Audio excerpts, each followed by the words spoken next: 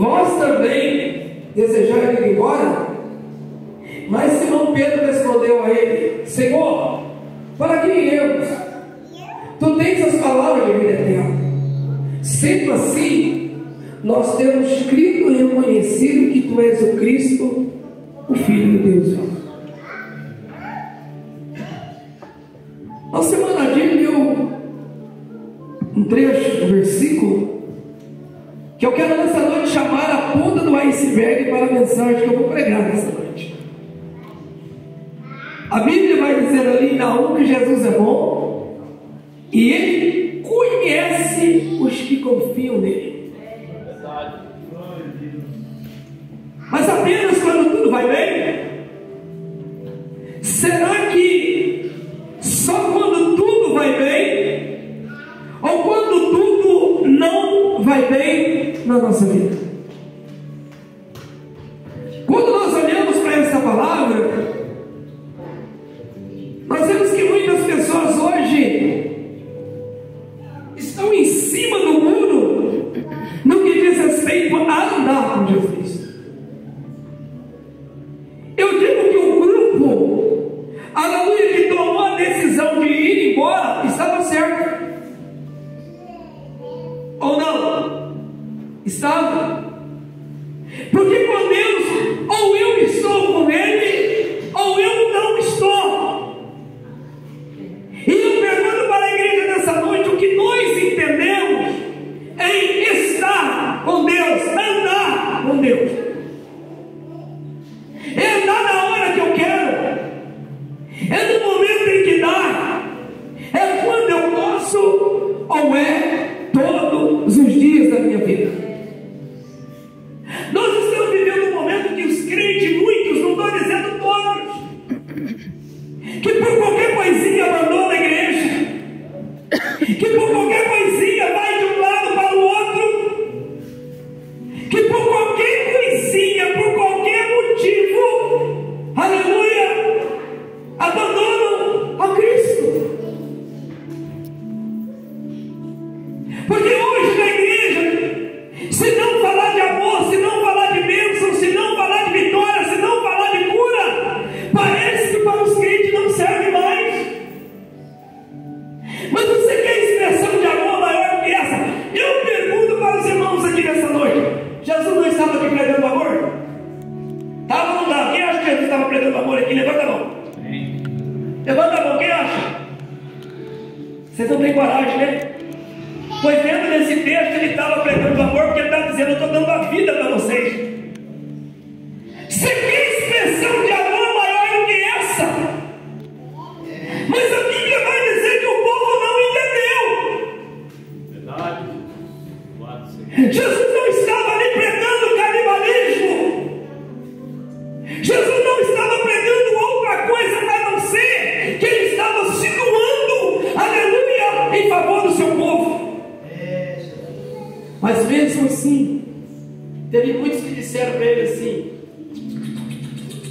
a partir de hoje nós não vamos perseguir mais. A partir de hoje nós não queremos mais saber do Senhor.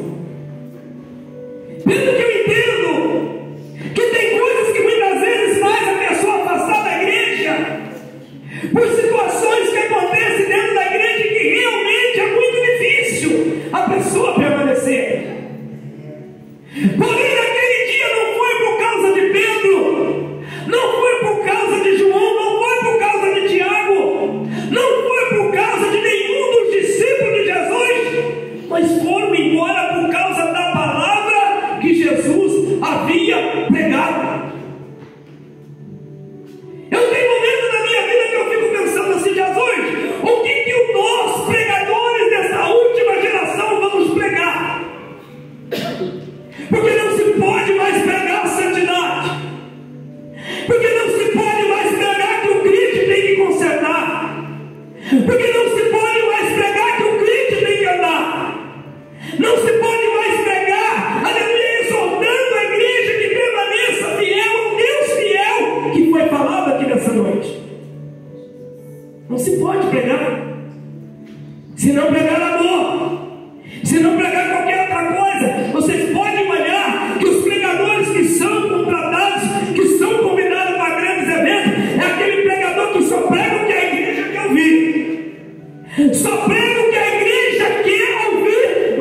prega aquilo que a igreja precisa ouvir.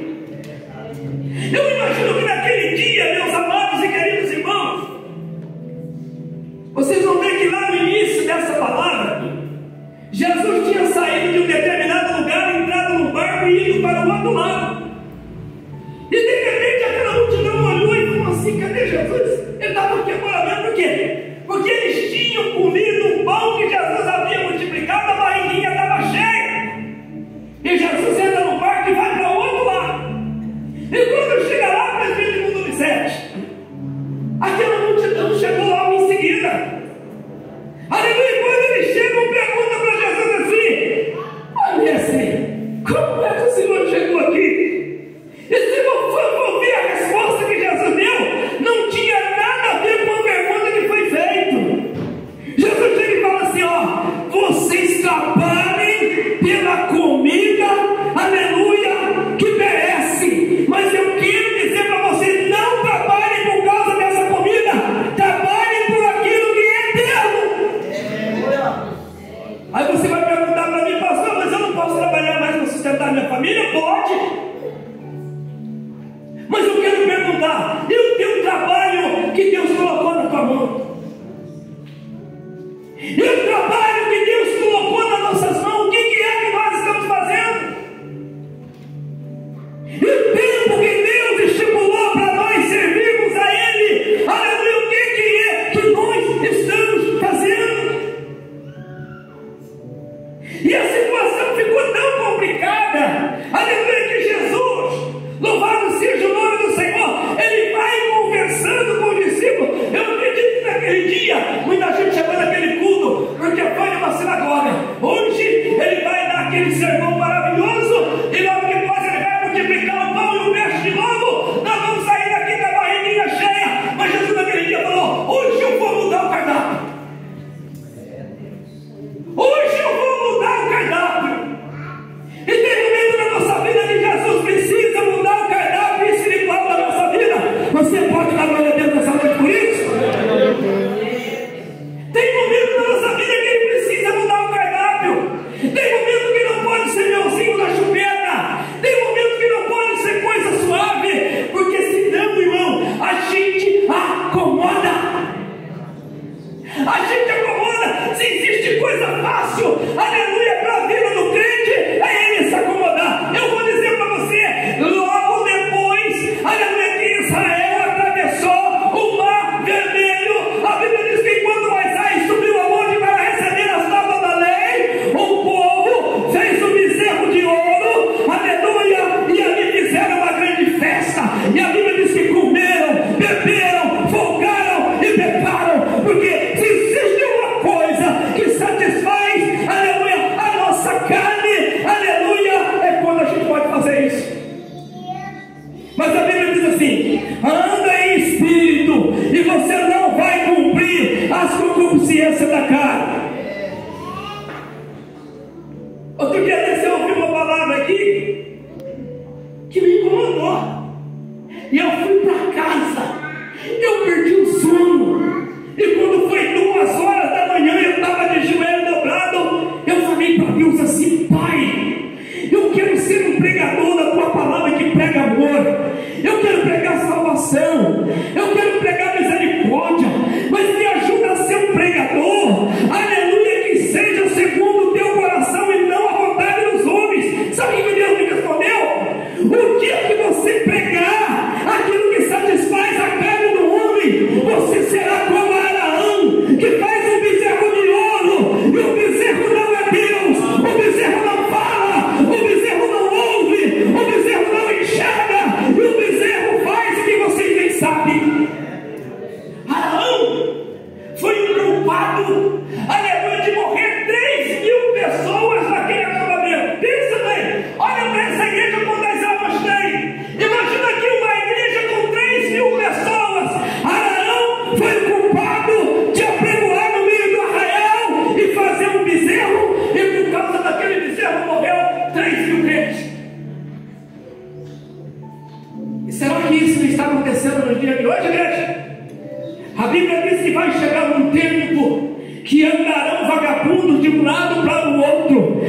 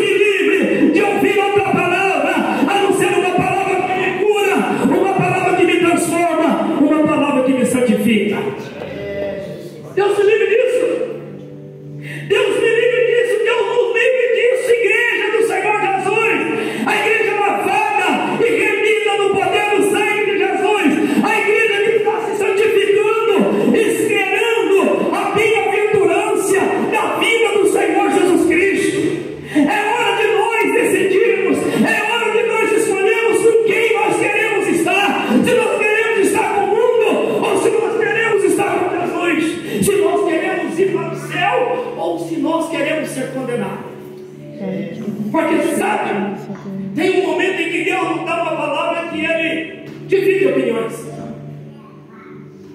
Os camaradas, adiante daquela situação, quando Jesus começa a oferecer a sua carne e seu sangue como alimento, a divisão que houve ali naquele lugar foi a divisão dos carnais, dos espirituais. Eu entendo dentro da igreja, como pastor da igreja, que é fácil você saber quem é carnal e quem é espiritual. O carnal, não importa a palavra que é pregada aqui em cima, ele se comove, ele se quebranta aí no banco e fala assim: Jesus, eu preciso melhorar. Jesus, eu preciso ser diferente, senão eu não vou para o céu. Jesus, eu preciso me santificar, senão eu não vou para o céu. Jesus, eu preciso me humilhar. Eu preciso descer. Eu preciso obedecer. Eu preciso, Jesus, enquadrar, aleluia, dentro da tua palavra. Mas parece que hoje nós queremos que a palavra se adeque ao estilo, ao modo de vida que nós vivemos. A gente fala assim: se Deus quiser que eu vou para o céu, é desse jeito que eu estou, é assim que eu vou para o céu. Mas não é, meu querido, não é, não é, porque diante dessa palavra que eu estou pregando para vocês, Deus está dizendo assim: ó, decidam-se antes que eu volte. Você já decidiu? Pergunta para o teu irmão do teu lado: você já decidiu? Você já decidiu se você está com Jesus ou não? Você já tomou essa decisão? Eu vou te dizer uma coisa: não sou eu que vou tomar essa decisão por você.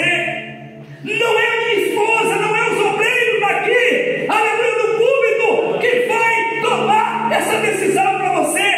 Sabe, aleluia, quem vai viver a maior tristeza no dia do arrebatamento são aqueles que decidiram depois que a igreja foi embora. Você pensa? Misericórdia, Pai. A igreja foi arrebatada. Aquele irmãozinho que estava sentado do teu lado foi embora. E a Bíblia vai dizer o quê? Vai ficar tudo tranquilo aqui? Não, não vai. Sabe aquele demônio que você expulsou? Que você apontou o dedo para a cara dele dizendo assim: o sangue de Jesus tem poder.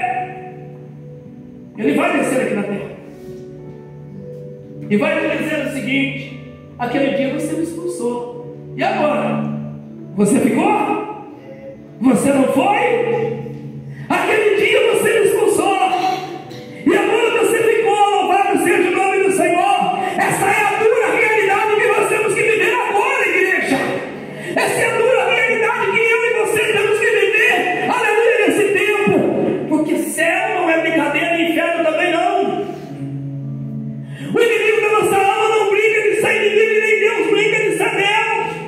E muitas vezes eu e você ficamos em cima do muro, no tocante às coisas de Deus.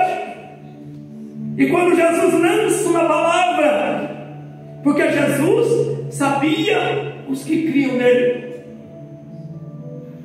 Será que Jesus pode contar com você? Será que Jesus pode contar comigo? Meu Deus, meu Pai. E quando Jesus começa a oferecer a sua carne e seu sangue, Jesus só fala o seguinte: ó, se vocês não comer da minha carne, se vocês não beber do meu sangue, vocês não têm parte comigo. Apenas isso, Evangelho, apenas isso. E aquela multidão, a Bíblia diz que foram muitos, não foram poucos. Começa a murmurar, começa a questionar, começa a louvar o seja o nome do Senhor. Ei, quando você questiona, não é comigo que sou pregador, não. Quando você questiona, você questiona com aquele que é dono dessa palavra. Eu não sou dono da Bíblia, eu não sou dono da igreja. A igreja tem um dono, e o dono é aquele que derramou o sangue por mim e por você. Aleluia. A igreja tem dono. Hoje a minha mãe conversando comigo, ela falou: meu filho, estão fechando a porta das igrejas. Eu falei: quem está fechando, minha mãe, a porta das igrejas? Os crentes não. Nem o diabo tem poder para fechar a porta da igreja, porque o Senhor Jesus disse: e as portas do inferno não prevalecerão contra ela. Mas um dia a porta da graça vai se fechar, e muitos quererão entrar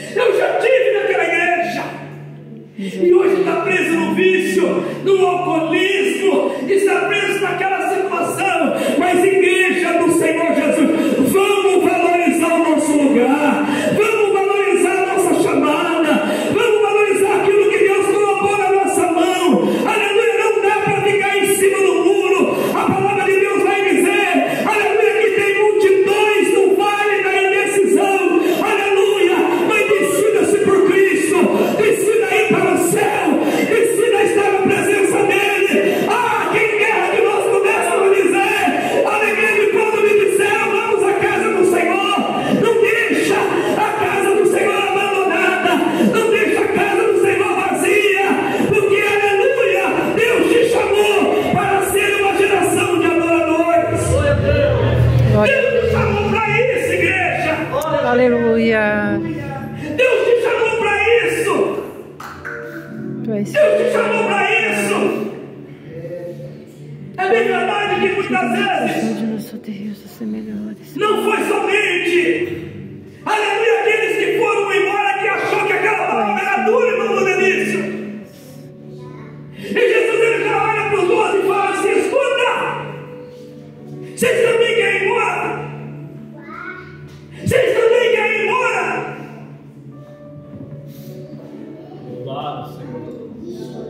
Você ouviu aqui nessa noite que Jesus te ama, né?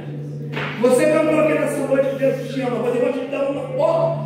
Eu vou te deixar você desconfortável. Por mais que Ele te ame, Ele não te obriga você a ficar com Ele.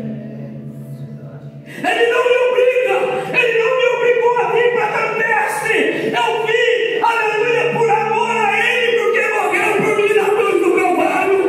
Eu vim, aleluia, porque um dia eu estava na sarjeta, um dia o meu casamento estava quase destruído, um filho enfermo, e eu fiz uma oração. Eu disse: Senhor, se não curar o meu filho, eu vou dizer pro resto da vida que o Senhor salva, que o Senhor cura, que o Senhor batiza no Espírito Santo e leva para o céu.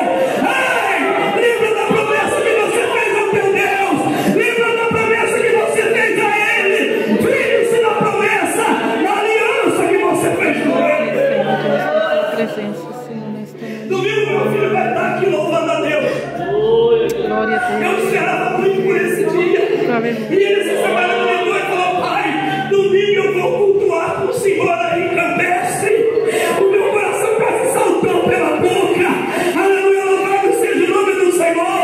Porque eu quero até convidar minha filha para vir para cá, para nós nos reunirmos aqui, para nos tornarmos um só povo, em adoração, em busca da face do Senhor.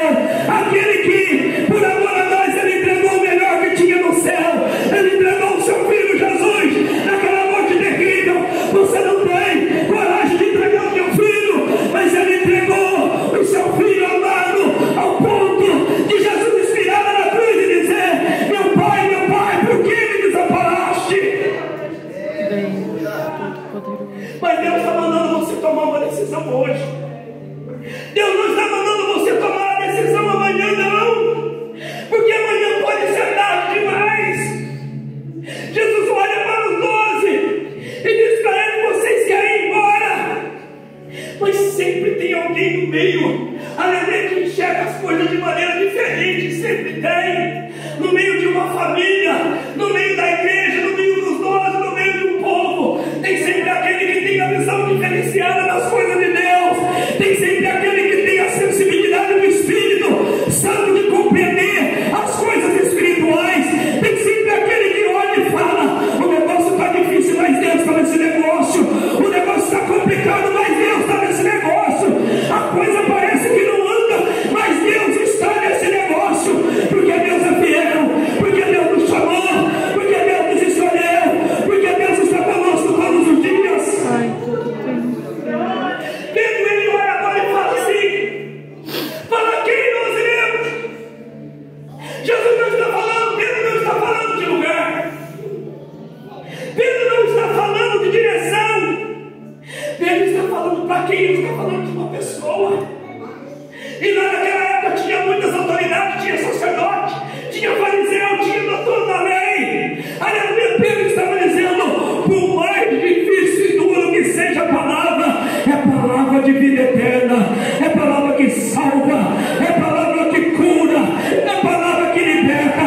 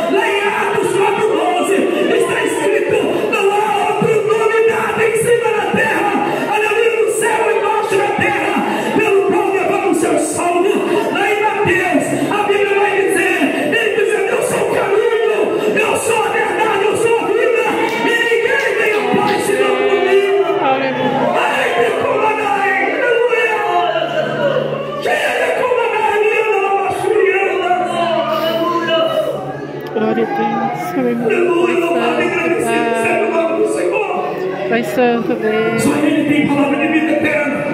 Só Ele tem palavra de vida eterna. Só Ele tem palavra